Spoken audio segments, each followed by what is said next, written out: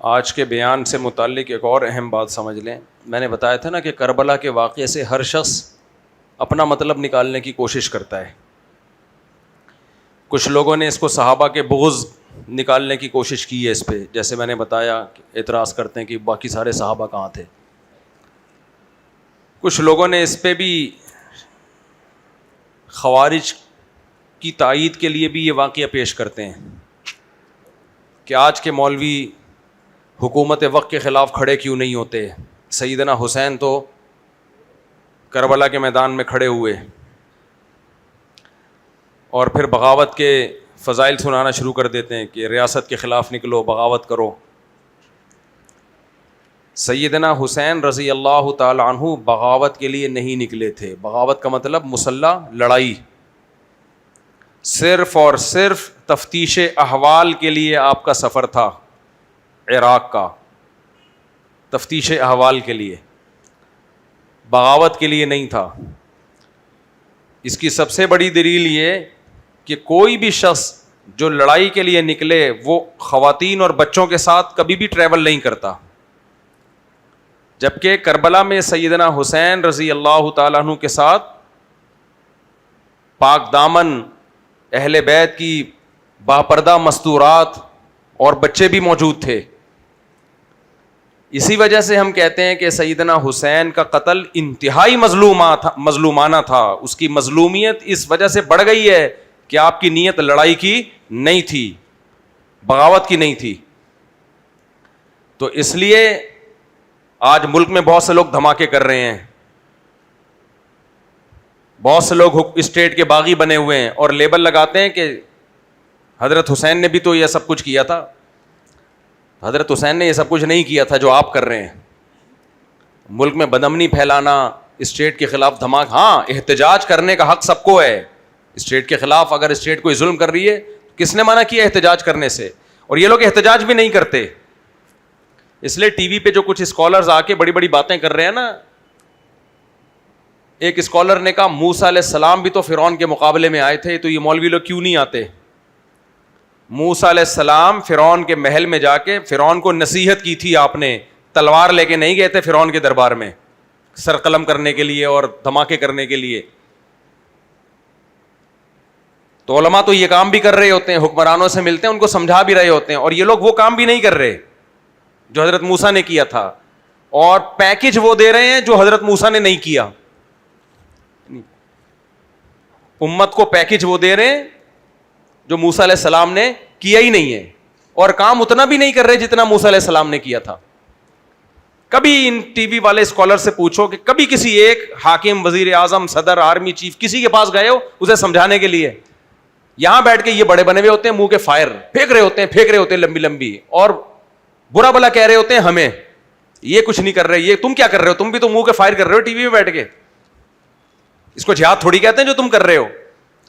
آج کل میرے خلاف ایک پورا جو ہے نا گروپ سرگرم ہوا ہے، اور وہ گروپ میرے بیانات نکال کے، جس میں یہ کہہ رہا ہوں کہ حاکم ظالم ہو یا عادل ہو، ہر صورت میں آپ نے اس کی اطاعت کرنی ہے، آپ اس کے خلاف خروج نہیں کر سکتے.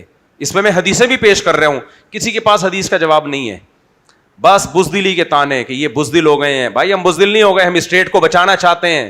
حاکم کی اصلاح میں ایسا کام کرنا جس سے اسٹیٹ کے ٹکڑے ہو جائیں، بے گناہ لوگ قتل ہونا شروع ہو جائیں، یہ حرام ہے، ناجائز ہے.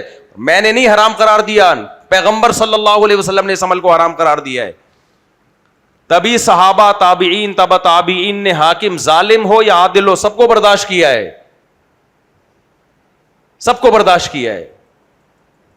اور حاکم کی ڈیفینیشن کیا ہے؟ یہ کہتے ہیں یہ حاکم تھوڑی، ہم ان کو حاکم ہی نہیں مانتے جو آج کل حاکم چل رہے ہیں. آپ کے ماننے نہ ماننے سے حاکم متعین نہیں ہوتا. حاکم کی ڈیفینیشن یہ قوت نافذہ ہو، پاور ہو اس کے پاس، وہ اپنے آرڈر کو بذریعہ طاقت منوا سکتا ہو، از کالڈ حاکم. چاہے وہ میرا سلیکٹڈ ہو یا سلیکٹڈ نہ ہو، جائز طریقے سے آیا ہو یا ناجائز طریقے سے آیا ہو. اس پہ یقیناً بحث ہوگی کہ ناجائز طریقے سے آنا غلط ہے، نہیں آنے دیا جائے گا. آ گیا تو اب کیا ہوگا؟ اب اطاعت کی جائے گی. یہ میں نہیں کہہ رہا، یہ قرآن و سنت کہہ رہا ہے، حدیثیں کہہ رہی ہیں. آپ پڑھ لو جا کے حدیثیں. العقیدۃ الطحاویہ عقیدے کی کتاب ہے، امام طحاوی نے رحمہ اللہ نے لکھی ہے، پوری دنیا مانتی ہے اس کو. اہل سنت والجماعت کے عقائد ہیں, اور لکھی بھی آج سے 1200-1300 سال پہلے. اس وقت معاذ اللہ حکومتی غلام تھے. انہوں نے لکھا ہے کہ ہم ائمہ کے خلاف, جو بھی حاکم ہے اس کے خلاف خروج کو حرام سمجھتے ہیں, چاہے وہ عادل ہو چاہے وہ ظالم ہو. یہ اس کا پرسنل معاملہ ہے. حدیث میں آتا ہے وَإِن ضَرَبُوا ظَهْرَكَ, اگر حاکم تمہاری پشت پہ کوڑے مارے تو بھی اس کے خلاف خروج کی تمہیں اجازت نہیں. خروج کا مطلب کیا ہوتا ہے؟ مسلح, تلوار سے بغاوت, بموں سے بغاوت, یہ اجازت نہیں ہے تمہیں. اس کا مطلب یہ لوگ یہ لیتے ہیں مفتی صاحب ہمیں بزدل بنا رہے ہیں. آپ بھی منہ کے فائر سے ہی بہادر بنا رہے ہو, خالی بزدل تو آپ بنا رہے ہو. ہم نے کب کہا کہ اس کے خلاف احتجاج نہیں کر سکتے؟ اپنی استطاعت کے بغیر اس کو سیدھا کرنے کی کوشش نہیں کر سکتے, یہ ہم نے کب کہا؟ ہم کہہ رہے ہیں تلوار مت اٹھاؤ اسٹیٹ, کیونکہ حاکم اچھے برے آتے جاتے رہتے ہیں. لیکن جب آپ حکومت کے خلاف بموں سے, تلواروں سے, کلاشن کوفوں سے خروج کرو گے, نتیجہ یہ نہیں ہوگا کہ اچھا حاکم آ جائے گا. نتیجہ نکلے گا آپ کی اسٹیٹ ٹکڑوں میں تقسیم, اور بین الاقوامی طاقتیں اس کو ترنے والا بنا لیں گی. یہ آپ کے قبضے میں نہیں آئے گا. یہ ایسا پھل ہے درخت پہ چڑھ کے جس کو آپ توڑ تو رہے ہو لیکن نیچے بالٹی کسی اور نے رکھی ہوئی ہے. یہ ٹوٹ کے آپ کی جھولی میں نہیں, یہ کس کی جھولی میں گرے گا؟ یہ غیروں کی جھولی میں گرے گا. یہ تو یہ پیغمبر صلی اللہ علیہ وسلم کی حدیث ہے. چاہے سعودی عرب کی حکومت ہو, بادشاہت ہے, اس کے خلاف تلوار اٹھانا ہم جائز نہیں سمجھتے. اور یہ جو ہمیں درباری سرکاری کہہ رہے ہیں نا, کہتے ہیں ناجائز حکومتوں کو سپورٹ کرتے ہیں, تم کیا کر رہے ہو؟ تم بھی تو ٹی وی میں بیٹھ کے منہ کے سے فائر کر کے یونیورسٹیوں کے طلبہ کا دماغ خراب کر رہے ہو, ملک سے نفرت پیدا کر رہے ہو. اس کے علاوہ تم کر کیا رہے ہو؟ تم کون سا خروج کر رہے ہو؟ نہیں آئی سمجھ میں بات؟ یہ خروج ہے ٹی وی میں بیٹھ کے بیان دینا, سوائے اس کے کہ ینگسٹر کا ذہن خراب کرنا, ملک سے محبت کے بجائے نفرت پیدا کرنا. اس کے علاوہ کچھ بھی حاصل نہیں ہے اس بحث کا. تو جو اسلامی ملک رہ گئے ہیں, خدا کے لیے ایک خلیفہ پہ جمع کرنے کے لیے اس لیبل سے ان کو تباہ مت کرو. جتنے خلیفے ہیں مارکیٹ میں اتنے رہنے دو, جتنے بچے ہوئے ہیں نا کنٹری, ان کو بچاؤ.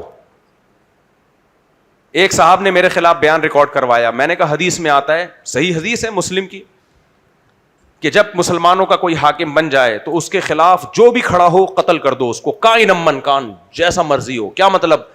پہلے والا برا اور نیا جو کھڑا ہو رہا ہے نا وہ نیکی کیوں نہ ہو, تو اس نئے کو کیا کر دو؟ قتل کر دو. کیونکہ ایک پر جب آ گئے ہیں, یہاں کھڑے ہونے سے مراد الیکشن میں کھڑے ہونا مراد نہیں ہے, تلوار لے کے جو اس کے خلاف بغاوت پہ آ رہا ہے تو باغی کو کیا کر دو؟ قتل کر دو. یہ میرے الفاظ نہیں ہیں, سید الانبیاء کے الفاظ ہیں. وہاں اس نے کہا کہ یہ حدیث ایک خلیفہ کے بارے میں, پوری دنیا میں جب مسلمانوں کا ایک خلیفہ بن جائے تو اس خلیفے کے خلاف جو کھڑا ہوگا اس کو قتل کر دو. ابھی ایک خلیفہ ہے کہاں؟